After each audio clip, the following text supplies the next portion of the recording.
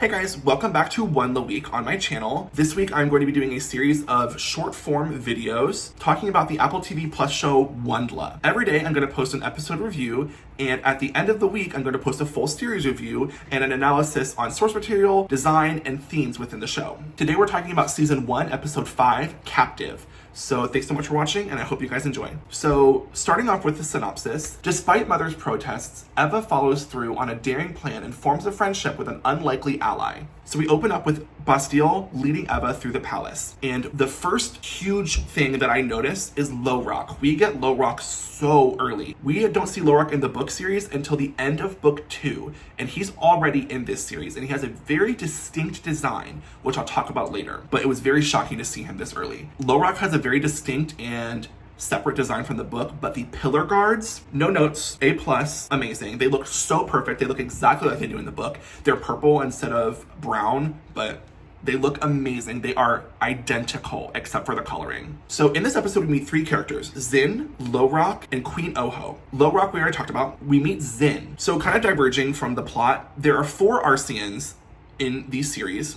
Zin, whose power is his strength of mind, Lowrock, whose power is his strength of character, Darius, whose power is her ability to see into the past, and Arius, whose power is the ability to see into the future. So we meet Lowrock and Zin in this episode, and Lowrock is very big and strong and powerful, and we're kind of scared of him.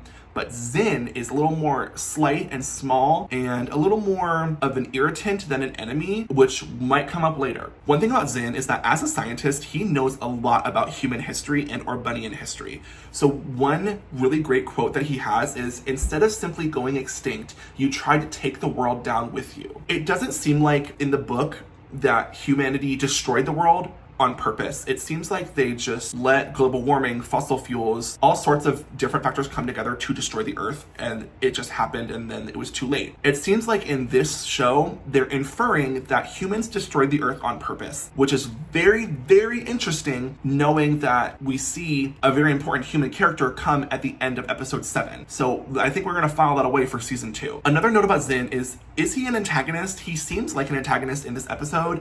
In the book, he was a little more neutral and more self-serving, but not like in a selfish way, more like in a scientific, cold, calculated way. I wish that we had the character of the taxidermist who was in the book, who was really easy to hate. He was a little runt, he was evil, and we hated him. I think unless we're going to majorly diverge from Zin's true character in the next series, we might need to do a lot of work to get the audience to trust Zin again. The next character we meet is Queen Oho, whose design is... it's not great. However, we know that Tony DiTerlizzi, the original author, has told us that there was budget constraints. We can't make everything spot on. And this is a very diet version of the Queen Oho design, which is beautiful in the book. But in this series, it's still beautiful. It's just a lot more simple and less ornate. So I appreciate the reasoning, but I wish we could have gotten a bigger, badder, more diva version of Queen Oho. Another big difference is that Queen Oho's father has a personal collection of human artifacts instead of a huge royal museum in solace of human artifacts. I think it would have been better if it was a royal museum, but that's how it was in the book, so of course I think it's going to be better. We do, however, get some information from Queen Oho. She lets Eva and the audience by proxy know that Lowrock keeps these artifacts hidden. If you've read the book, you know that Lowrock has his own personal motives in mind the entire series. So we hear that he keeps them locked up on purpose. Maybe he doesn't want Orbanians to know that humans still exist. We know in book 2, he has personal motives attached to the human city. Another note I think is kind of a nerf for Queen Oho is that she is very regal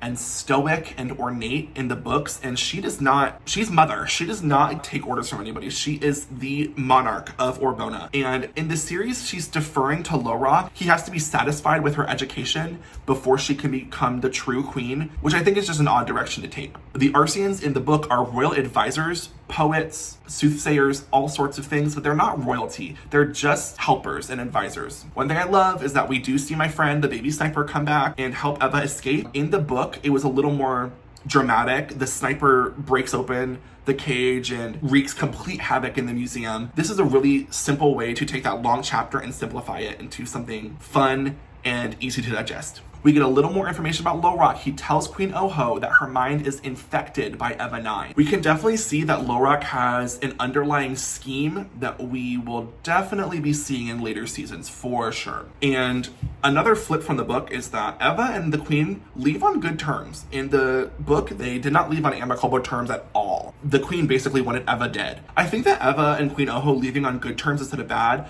sets them up for, in the future, being able to fight the Battle of Lacus together and not have to go through the character work of becoming friends and trusting one another, which takes a long time in the book. So with Eva escaping on the goldfish out of the royal palace in Solace, that ends episode 5, Captive. Thank you guys so much for watching. I will see you next time when we go over episode 6, Bridge.